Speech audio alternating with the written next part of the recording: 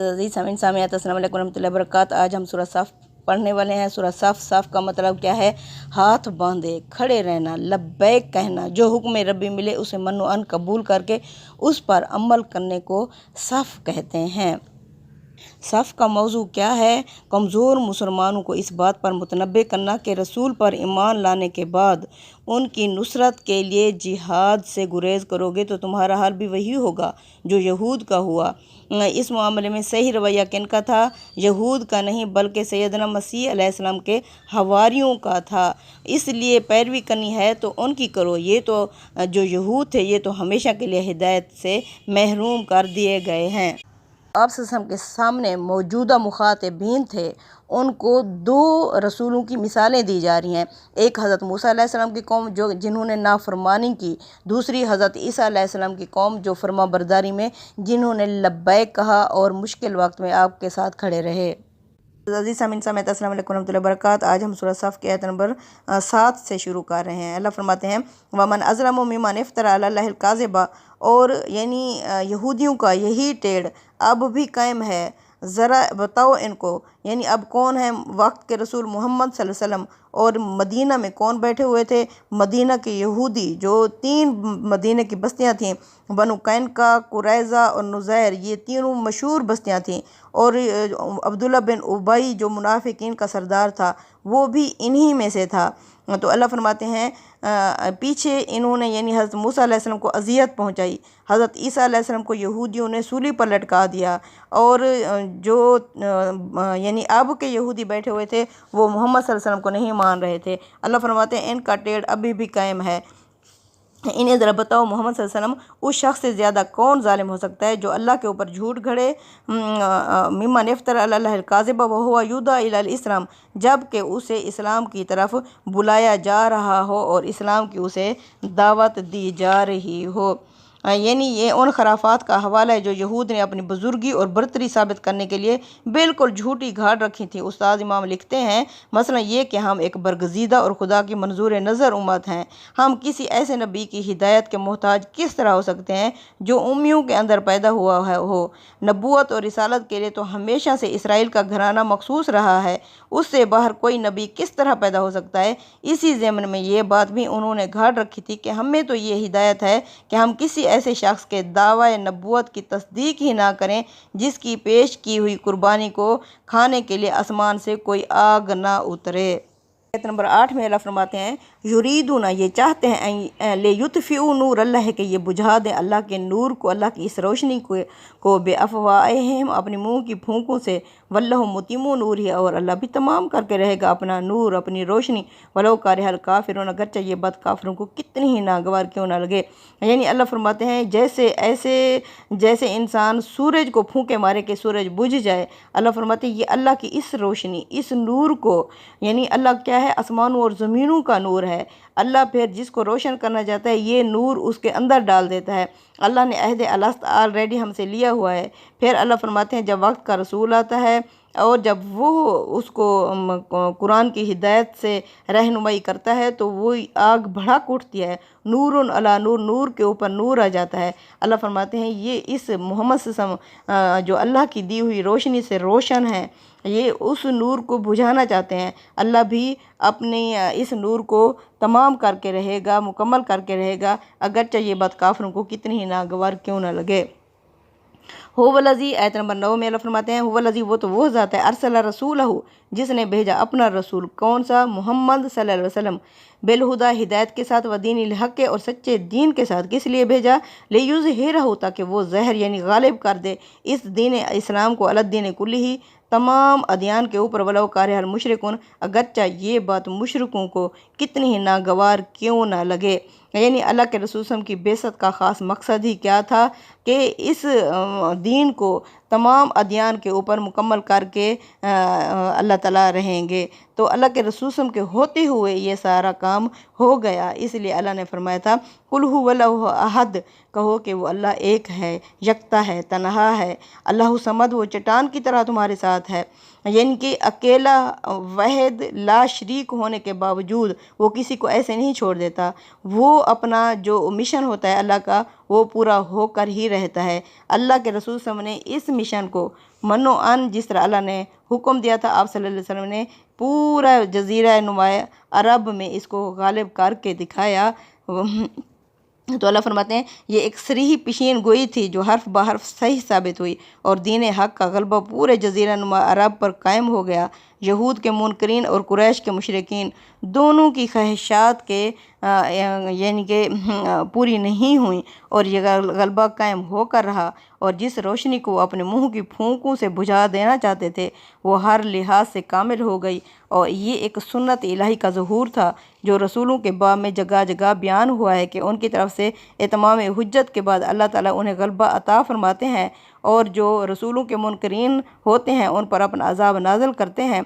इसका मकसद ये होता है कि आखरत का तसव्वुर भी उसी मियार पर साबित कर दिया जाए जिस मियार पर साइंसी हक़ाइक़ मुअम्मल के यानी कि तजर्बात से साबित किए जा सकते हैं। जैसे कि तजर्बा कोई करना हो तो छोटे से लैब में पहले उसका एक्सपेरिमेंट किया जाता है।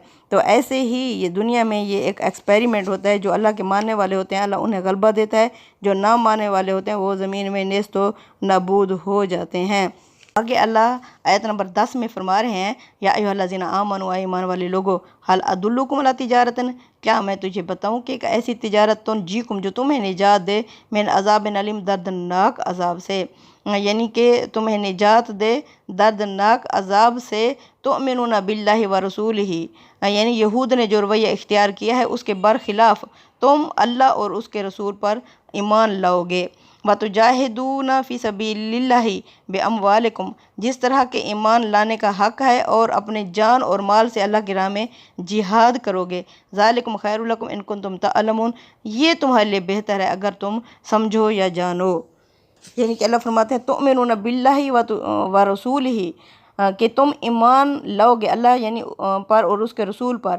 कौन किन को कहा जा रहा है? ये मुनाफिकीन जो नकली ईमान के साथ मोहम्मद सल्लल्लाहु अलैहि वसल्लम की जमात में दाखिल हुए थे। अल्लाह फरमाते हैं ये ना काफिरों के साथ हैं ना मोमिनों के साथ हैं, बल्कि ये धोखा देने के लिए ये समझते हैं हम अल्लाह को धोखा दे रहे हैं।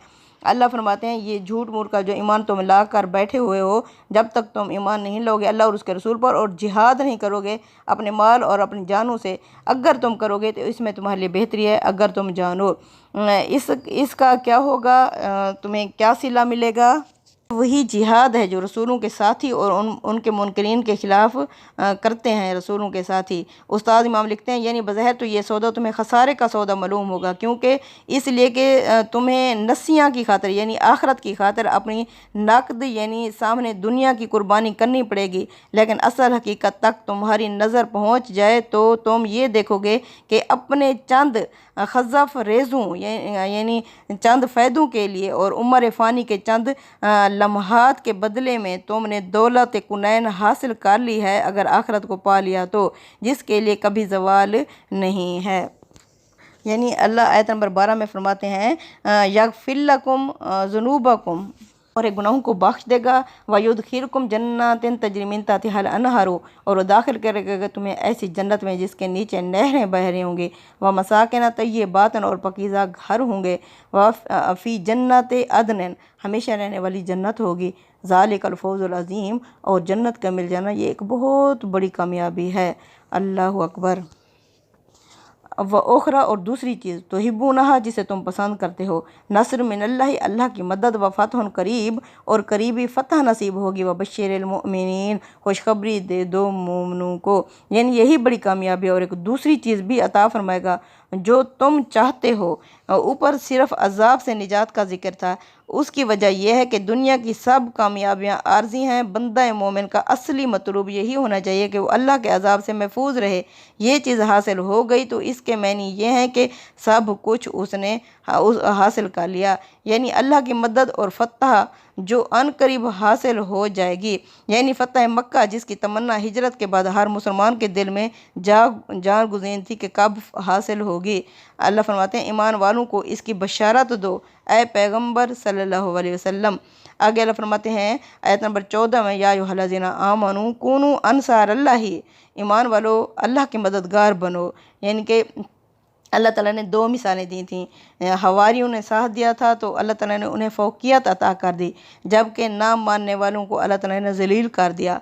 अब अल्लाह फरमाते हैं ईमान वाले लोगों अल्लाह के मददगार बनो کس طرح کونو انصار اللہ کما قالا عیسیٰ ابن مریم، جس طرح عیسیٰ ابن مریم نے کہا تھا حواریوں سے من انصاری اللہ، کہ اللہ کی راہ میں میرا کون مددگار بنے گا؟ قال الحواریون، اس وقت حواریوں نے کہا تھا نحن انصار اللہ، ہم مددگار بنیں گے اللہ کے۔ فآمنت طائفۃ من بنی اسرائیل، پس ایمان لایا ایک گروہ بنی اسرائیل میں سے، وکفرت اور انکار کر دیا طائفۃ ایک دوسرے گروہ نے، فأیدنا، پس ہم نے تائید ان لوگوں کی فأیدنا الذین آمنوا، وہ لوگ جو ایمان لائے تھے حضرت عیسیٰ پر، علی عدوہم، ان کے دشمنوں یعنی یہودیوں کے مقابلے میں، فاصبحوا ظاہرین، پس یہ ہو کر رہے غالب۔ یعنی اللہ فرماتے ہیں ایمان والو اللہ کے مددگار بنو، جس طرح عیسیٰ ابن مریم نے حواریوں سے کہا تھا۔ کیا کہا تھا؟ حواریوں کا مطلب کیا ہے؟ اس کے معنی ہے سرگرم، پرجوش، حامی اور خالص دوست۔ حواریوں سے کہا تھا کون اللہ کی راہ میں میرا مددگار بنے گا؟ اس وقت حواریوں نے جواب دیا ہم اللہ کے مددگار ہیں، یعنی ہم اس کے کام میں حصہ لینے کے لیے تیار ہیں جو اللہ تعالیٰ اپنی قوت قہرہ کے ذریعے سے کرنے کی بجائے اپنے بندوں کے ذریعے سے کرنا چاہتا ہے۔ سیدنا مسیح کے ساتھ حواریوں کے اس مکالمے کا حوالہ مسلمانوں کی ترغیب کے لیے ہے کہ اپنے سے پہلے کسی گروہ کی پیروی کرنی ہے تو حواریوں کے نقش قدم پر چلو، جنہوں نے یہود کی طرح پیغمبر کے اطاعت سے انحراف کے طریقے اختیار نہیں کیے بلکہ اس کے ایوان اور انصار بن کر کھڑے ہو گئے۔ چنانچہ بنی اسرائیل میں سے ایک گروہ ایمان لایا اور ایک بڑا گروہ اپنے کفر پر جمع رہا، پھر ہم نے ایمان والوں کی ان کے دشمنوں کے مقابلے میں مدد کی تو وہی غالب ہو کر رہے۔ یہ بھی ٹھیک اسی سنت کا ظہور تھا جس کا ذکر اوپر رسول اللہ صلی اللہ علیہ وسلم کے معاملے میں ہوا۔ یہود چونکہ قیامت تک کے لیے خدا کی جزا و سزا کا نمونہ بن گئے، اس لیے عذاب استحصال کے بجائے مسیح علیہ السلام کے ماننے والوں کا غلبہ ان پر قیامت تک قائم کر دیا گیا۔ آل عمران کے آیت نمبر 54 میں اللہ فرماتے ہیں وَمَكَرُوا وَمَكَرَ اللَّهُ، یعنی یہودیوں نے کیا کیا؟ حضرت عیسیٰ علیہ السلام کے خلاف چالیں چلیں اور اللہ نے تدبیر کی۔ اللہ فرماتے ہیں وَاللَّهُ خَيْرُ الْمَاكِرِينَ، اور اللہ بہترین تدبیر کرنے والا ہے۔ یعنی یہودیوں کی چالیں کیا کیا تھیں؟ استاد امام لکھتے ہیں ایک تو انہوں نے آپ پر اور آپ کے ساتھیوں پر اسلاف یعنی باپ دادا کی روایات توڑنے اور بزرگوں کی توہین اور تحقیر کا الزام لگایا تاکہ عوام کے جذبات ان کے خلاف بھڑکائے جا سکیں۔ دوسرا یہ کہ انہوں نے یہ جال بچھایا کہ اپنے مخصوص آدمی بھیج کر ان سے ایسے سوالات کیے جن کے جوابوں سے ان کے خلاف کفر اور ارتداد کے فتوے کا مواد فراہم ہو سکے۔ یہ کام یہود کے فقیہوں اور فریسیوں نے بڑی سرگرمی سے انجام دیا اور سیدنا مسیح کی مثالوں اور تشبیہوں کے اندر سے انہوں نے اپنی دانست میں وہ مواد فراہم کر لیا جس کی بنیاد پر ان کے واجب القتل ہونے کا فتویٰ دیا جا سکے۔ تیسری یہ کہ اس زمانے میں چونکہ ملک پر سیاسی اقتدار رومیوں کا تھا، اس وجہ سے ان کو بھڑکانے کے لیے مواد فراہم کرنے کی کوشش کی گئی۔